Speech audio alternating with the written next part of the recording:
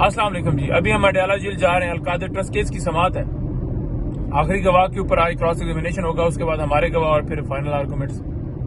جتنے گواہ پیش ہوئے ہیں، جتنی انہوں نے گواہی دی ہے، بیان دیا ہے، کسی نے بھی خان صاحب یا بی بی صاحبہ کے اوپر مالی فائدے کا ذکر نہیں اپنے بیان میں کیا۔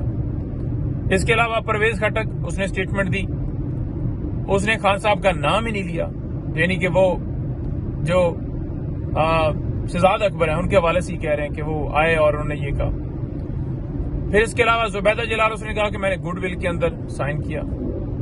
پھر تیسرا اعظم خان، اس نے کہا کہ میں جب یہ ڈیسیژن ہو رہا تھا اس کابینہ میں نہیں بیٹھا تھا۔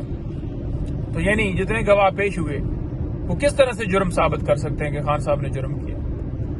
اور جو القادر ٹرسٹ ہے اس میں خان صاحب اور بی بی صاحبہ ٹرسٹی ہیں، وہ مالک نہیں ہیں۔ تو جھوٹا کیس بنایا گیا، چلایا جا رہا ہے۔ 2020 کے اندر یہ کیس پہلے کلوز ہو چکا ہے۔ پیسے آئے سپریم کورٹ کے اکاؤنٹ میں، آئے ملک ریاض کے، اور پھر وہاں سے حکومت پاکستان کو ٹرانسفر ہو گئے۔